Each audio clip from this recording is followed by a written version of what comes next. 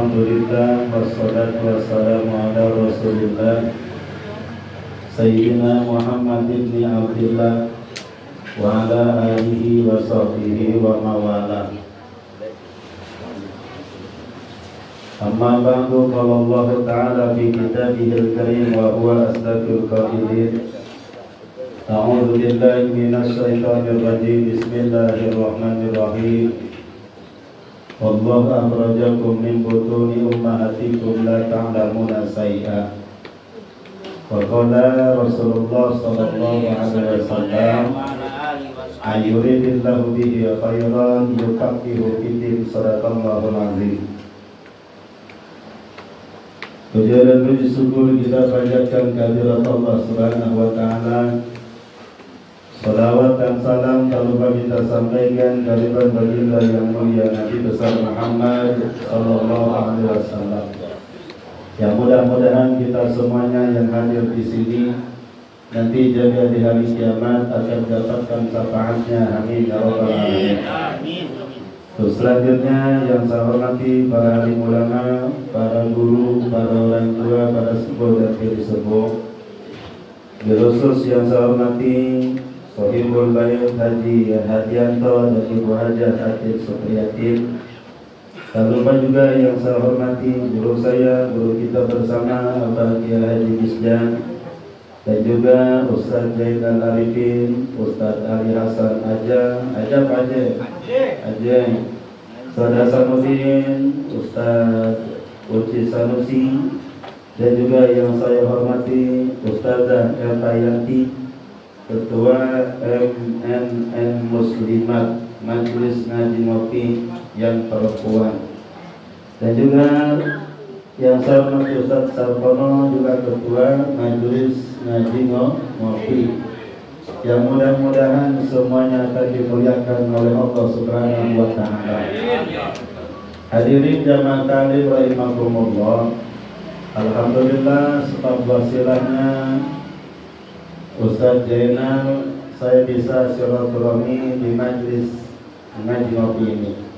Sebenarnya bahasa di tulisannya ceramah. Kalau mau ceramah saya mah biasa ceramah. Di sini banyak guru, banyak kiai. Kanan kiri saya depan, kalau belakang depan anak-anak. Itu sebenarnya kiai semua. Tadi saya mikir ngomong apa ini, orang ini kiai semuanya, kayak gitu ya. Cuman saya ingat dulu waktu di pesantren. Jadi saya ini santri. Yang namanya santri itu Bu, nyolongin sama kiai. Kiainya yang ngedengerin, santrinya yang ngomong. Nah ini persis sekarang nih. Abah Haji Miskan yang ngedengerin, Sanusi yang ngedengerin, gitu kan? Sajainal yang ngedengerin, saya yang bacanya, saya yang ngomongnya. Jadi kalau saya salah, ya di pesantren itu disapet ya bagian salah kan gitu. Nah ini juga begitu, nggak apa-apa. Habis gimana bingung, apalagi guru pembimbingnya tadi udah S1, S2, bentar lagi S3, banyak S-nya. Pokoknya mah dingin ke badan rasanya itu es. Dan sebenarnya jangan banyak-banyak es, nanti beku itu, mana makannya nasi doang sama garam sama bawang. Hadirin jamaah rahimakumullah, alhamdulillah ini luar biasa ini majelis ngaji ngopi. Kayaknya banyak ngopinya ketimbang ngajinya. Masalahnya bajunya hitam-hitam semuanya. Dilihat yang putih cuma seberapa doang, orangnya juga kayak hitam-hitam. Dulu ini Ustaz Zainal putih benar, sekarang udah mulai hitam gara-gara ngaji ngopi Bu. Cuman alhamdulillah ibu-ibunya mah nggak hitam ya, tapi gelet kata orang Sunda mah. Itu juga gara-gara ngaji ngopi.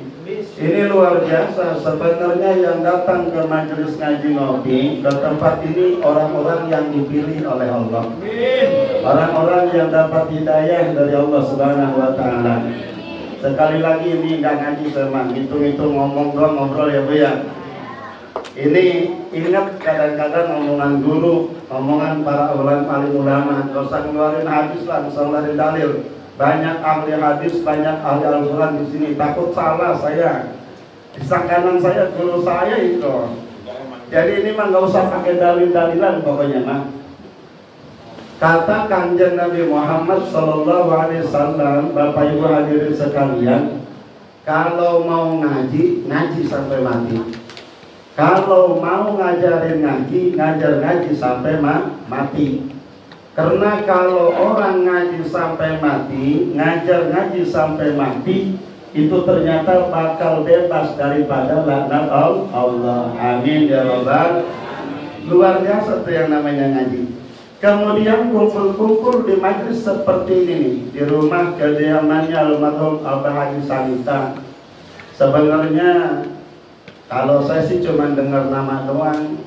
Kalau dulu pernah sama Ibu Haji Supriyati dulu, Bu Haji, berapa tahun yang lalu saya pernah ngisi di rumahnya Bu Haji yang di depan puskesmas situ tuh, yang zaman lurahnya perempuan, ceramahnya kalau nggak salah di atas apa namanya bak air, tolong ibu-ibu di bawah gitu, saya di atas sendirian tuh, ingat pernah coba ya? Itu saya orangnya Bu. Cuman kalau dulu masih langsing. Nah sekarang ini agak gemukan kan gitu ya. Kenapa bisa dapat banyak makan? Enggak, makan saya mah sedikit. Saya mah gemuk karena seneng gitu betul. Cocok, alhamdulillah. Ini ternyata kalau kita kumpul seperti ini nanti di akhiratnya pun bakal dikumpulkan seperti ini. Dengan guru kita, dengan kiai-kiai kita, kumpul kita di sana. Kemudian ada di dalam kitab Irsadul Ibad, belum lama saya ngajinya, baru beberapa bulan yang lalu. Kanjeng Nabi pernah ngobrol sama Siti Aisyah. Kata Kanjeng Nabi, ya Aisyah, sebenarnya orang yang akan masuk surga dan neraka sudah ditentukan di Lauhul Mahfuznya. Kemudian kata Siti Aisyah, ya Rasulullah, kalau begitu ngapain orang harus ngaji? Ngapain orang harus sholat? Begitu tuh. Karena kalau ujung-ujung takdirnya masuk ke neraka, buat apa? Gitu. Kemudian kata Kanjeng Nabi, ya Aisyah, nggak begitu. Orang yang bakal masuk surga itu orang yang rajin sholatnya, rajin ngajinya.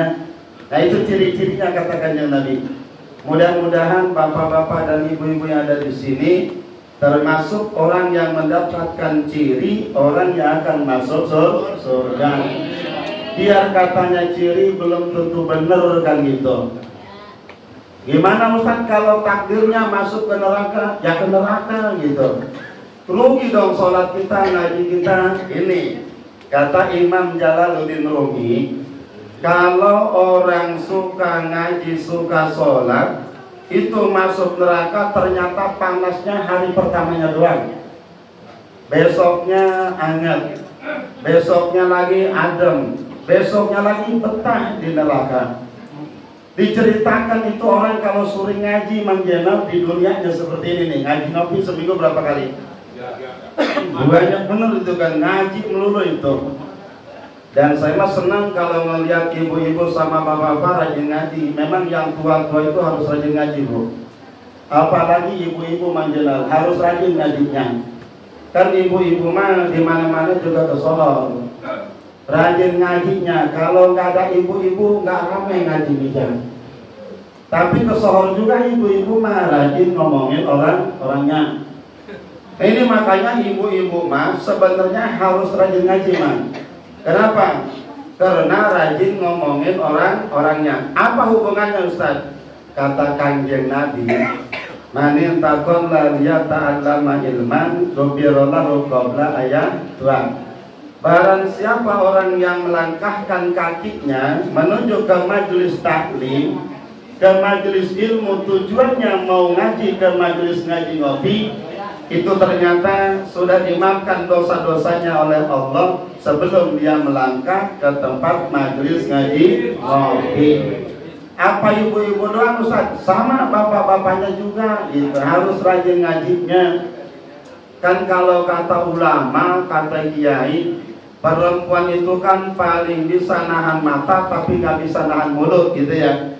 Kalau laki-laki paling bisa nahan mulut tapi nggak bisa nahan mata. Kalau laki-laki mampu jarang ngomongin orang, tapi matanya selalu jelas latang.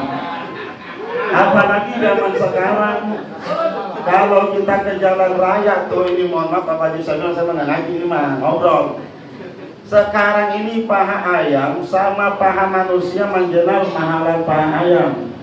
Paha ayam mah itu sama nasi 12.000 Kentucky namanya. Tapi paha ayam itu gratis kita lihat itu.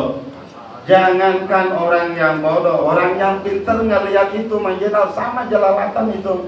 Kalau diingetin sama Ustadz Mijan sebelahnya, Ustadz, ingat sama yang di rumah mah gitu-gitu aja katanya. Makanya harus rajin ngaji orang kayak begitu, biar dosa-dosanya rontok.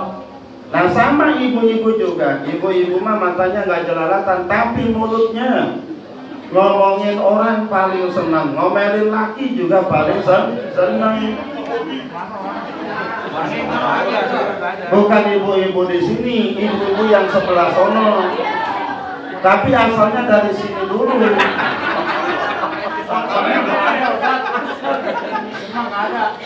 Makanya jangan balik lagi ke sini kan gitu ya Bu ya.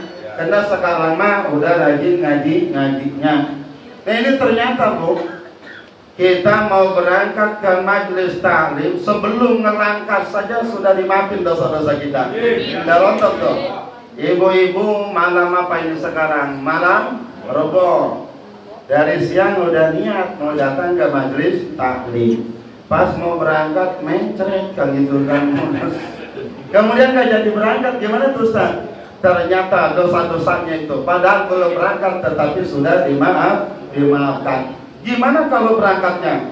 Selangkah, 2 langkah, rontok tuh dosa tuh. 3 langkah, 4 langkah, duduk di majelis taklim, bersih dosa kita.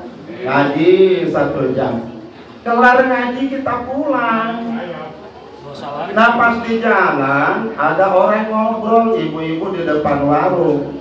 Kata ibu-ibu, mendingan kita mah habis ngaji pulang malam begini daripada ibu itu tuh ngobrol depan warung, daripada begitu mending datang ke majelis taklim. Ternyata rontokannya balik lagi ke kita bocor.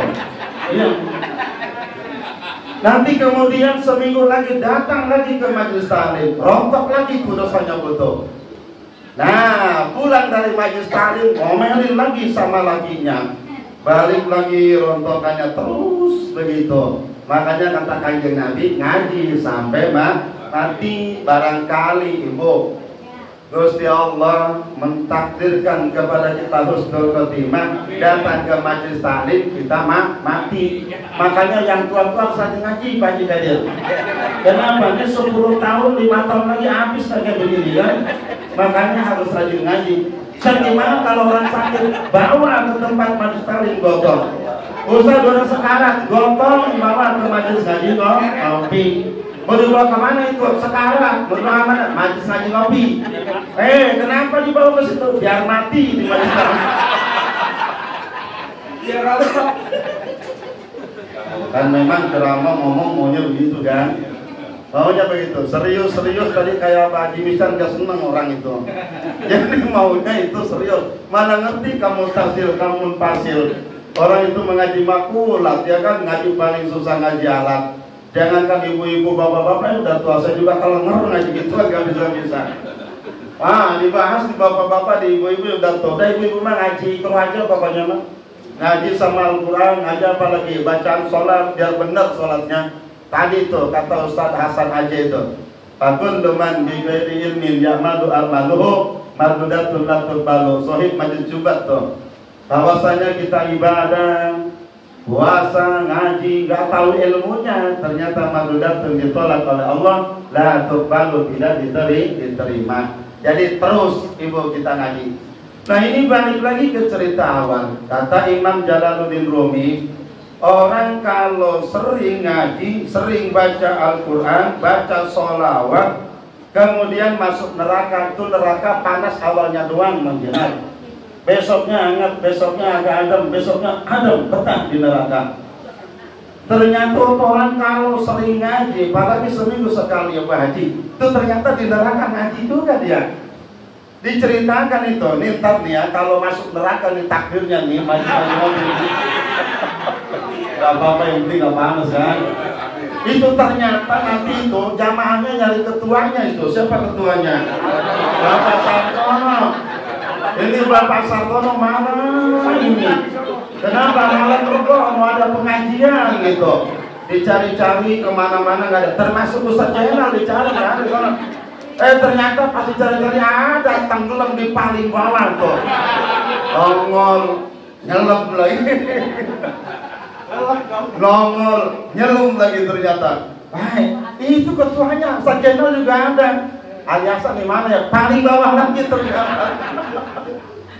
Wah, kemudian dipanggil sama anak buahnya, ayo kata bapak jadi kita ngaji kopi, gitu kan? Cuman nggak ada kopinya di sana. Dan kita yasinan saja sama baca sholawat. Yasinan sama sholawatan itu diceritakan malaikat penjaga neraka sebab Malik. Mana malaikat Malik? Kata malaikat Malik, weh, lu jangan ngaji di sini, Pak. Ini bukan tempat ngaji. Ngaji masalah di dunia. Waktu lu di rumah Pak Haji Sanita tuh. Di tempatnya Ustaz Jainal, jangan di sini. Enggak, malaikat kami mah mau ngajar di sini. Kenapa? Biasa di dunia kami mah yasinan, gitu kan. Kami mah baca Quran, jadi kami mau baca Quran. Waduh, kata malaikat Malik, gak beres ini kalau begini nih. Diceritakan malaikat Malik lapor sama Gusti Allah, lapor. Ini di dalam kitab Dafaikul Ahbar pun ada ternyata lagi ini. Nah ini, ya Allah, ya Rob, kata malaikat Malik. Itu makhluk engkau tuh di neraka yasinan, belajar ikhlas, belajar Al-Quran gitu. Tinggal ngomong apa nih? 20 menit kan? Ini udah habis waktunya ini. Harus jelas catatannya ini. Berapa kita? Saya suruh ngomong 20 menit, suruh ngomong apa juga ya? Saya nggak usah pakai mukadimah sekalian. Makanya pas diamannya yang singkat saja. Orang cuma 20 menit Haji. Diceritakan lapor sama Gusti Allah, kata Gusti Allah, emang siapa itu? Itu kan nggak tahu ya Gusti Allah siapa itu orang. Coba lihat sana, udah suruh pada masuk surga aja sekalian. Disusulin, tuh pas dilihat lagi baca Yasin Al-Quran, kata malaikat Malik, ini kayaknya umat Muhammad, ini orang baca ya Rabbi Jil Mustafa segala, gitu ya. Udah kata malaikat, lu suruh pada masuk surga sama Gusti Allah. Rani serempak jawab, nggak mau, katanya gitu. Pokoknya kami nggak mau masuk surga. Kenapa? Di neraka kami udah enak, adem, tenang, gitu. Waktu di dunia mah saya nggak kenal sama Jokowi. Di sini mah saya bareng-bareng di Di dunia mah saya pengen ngeliat Prabowo cuma di TV doang, di sini mah langsung tuh ada orangnya. Apalagi yang berumpama yang dulu zamannya Julia Perez, woi udah betah nggak mau surga, udah enak di sini. Banyak artis-artis, pejabat-pejabat yang biasa kumpul sama pejabat betah. Kan memang di sana ada tempatnya, ya kan? Menteri Agama juga ada ternyata menjaga. Sudah apa sih korupsi kan ya? Aduh, orang ngomong mah pinter kan itu kan. Ternyata dia sendiri nggak ngamalin omongannya, mabes di neraka. Ini orang jamaah majlis kopi nggak mau masuk surga. Lapor lagi malaikat, ya Allah nggak mau. Kenapa kata Gusti Allah? Betah katanya di neraka itu. Waduh, nggak beres kata Gusti Allah. Coba umat siapa? Umat Muhammad ya Gusti Allah. Cari coba Nabi Muhammadnya. Kan gitu kan boleh cari. Dicari kanjeng Nabi Muhammad. Ini ternyata waktu nyari kanjeng Nabi Muhammad, Nabi Muhammad lagi muter aja ini. Kata malaikat Jibril, ya Rasulullah, udah engkau masuk, sudah semuanya udah masuk. Masih ada umat saya yang belum masuk surga. Yang mana gitu kan? Jamaah majlis ngopi ini ngajinya merajin tapi kok nggak ada di surga gitu. Dicari tuh. Coba kata malaikat Jibril cari-cari di belakang nggak ada di belakang surga. Di depan apalagi kanan kiri nggak ada. Di atas tuh gitu. Yang katanya surga yang nggak ada atapnya dicari nggak ada juga. Waduh di mana ini katanya? Sejenal sama anak buahnya ini. Pas nggak lama kemudian datang malaikat-malaikat, assalamualaikum ya Rasulullah, gitu kan? Kenapa kau berapa? Cari umat gua ini nggak ada di surga. Yang mana? Jamaah majlis ngopi. Oh, kayak di neraka tuh. Lagi pada ngaji, lagi yasinan. Ayo coba lihat kata Nabi. Pas dilihat benar di sini ada Ustaz Jenal, ada Ustaz Alina yang ngumpul di situ semuanya ternyata. Oh ada di neraka. Oh ini nih. Waduh kasihan amat katanya. Udah ya masuk surga kan gitu kan. Dibawa ke dalam surga. Mau masuk pintu surga, dimandikan dulu tuh, ada namanya Maul Hayat di surga. Yang tua jadi muda lagi menjenal. Tetapi ternyata ada ceplaknya di sini nih. Mana nih di jidat nih, stempel orang udah bebas kan? Bebas dia pakai stempel. Yang biasanya pakai peci begini nih, pas masuk tuh kan pada begini. Kenapa itu? Di dalam udah ada baju sudah mau sekunci. Udah senang-senang. Ini apa haji udah di sini katanya. Gua cari dulu, baru mau kemana? Saya mampir dulu di neraka. Haji mah alhamdulillah sama. Kenapa ikhlas? Ngajar gajinya. Oh begitu. Itu kenapa hitam-hitam di sini? Diamnya malu dia. Ternyata mampir dulu ke dalam neraka. Pas masuk ke dalam neraka, kaget. Di dalam neraka ternyata di dalam Iqlimah dijelaskan itu orang yang masuk ke neraka disiapin satu gedung. Di dalam satu gedung ada 70 kamar. Satu kamarnya menjenar ada 70 tempat tidur. Setiap tempat tidur ada satu bidadari. Berarti satu orang yang masuk ke dalam surga dapat gedung satu, dapat 70 kamar. Satu kamar ada 70 tempat tidur. Satu tempat tidur ada bidadari satu. Ayo 70 kamar kali 70. Terus gimana kuota tangga Ustaz? Kan gitu kan? Orang waktu di dunia aja minta maaf mulu. Betul-betul kan minta maaf, sebetulnya ini gimana ini? Gitu kan ya. 70 ya di sana mah dikasih padal sama Gusti Allah. Kuat. Atau yang di surga di dunia, Nabi Allah siapa namanya? Nabi Allah tahu isinya berapa? 80. Itu tiap malam kegilir itu. Kuat Ustaz, atau kuat orang dikasih keutamaan sama Gusti Allah. Waktu Nabi Daud belum seberapa, Nabi Sulaiman berapa? 1000 menjenar. Itu tiap malam tergilir. Coba gimana dengan bapak-bapak kita? Lagi sehari sejam. Minumin madu melulu, tetap aja tak kembali. Nabi Sulaiman kegilir. Itu beres semuanya luasnya 1000 sama digilir sama Nabi Allah Sulaiman alaihi salam.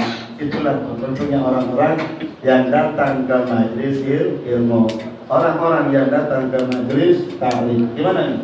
Udah lebih setengah jam nih. Tambah lagi apa enggak? Hah? Tambah lagi nya bro? Hadirin jamaah rahimakumullah, demikian sajalah. Sebenarnya masih panjang bener kalau mau diterusin, karena perjanjiannya cuma cukup 20 menit, ini udah lewat lembur hitungannya. Mudah-mudahan apa yang saya sampaikan ada manfaatnya buat kita semuanya, dan mudah-mudahan kita diberikan kesehatan yang Allah, dipanjangkan umur kita, diberikan taufik dan hidayah untuk senantiasa selalu ingin beribadah kepada Allah Subhanahu wa taala. Dan mudah-mudahan juga putra dan putri kita dijadikan putra-putri yang soleh dan solehah, taat pada Allah dan Rasulnya, berbakti kepada kedua orang tuanya, dan dijadikan anak cucu kita, anak cucu yang senantiasa berguna bagi bangsa, negara dan agamanya, yakni agama Islam, agama yang diridhai oleh Allah Subhanahu wa taala. Sekian dari saya dan Allah yang bermanfaat. Assalamualaikum warahmatullahi wabarakatuh. Alhamdulillah, satu persatu acara kita sudah kita lewati.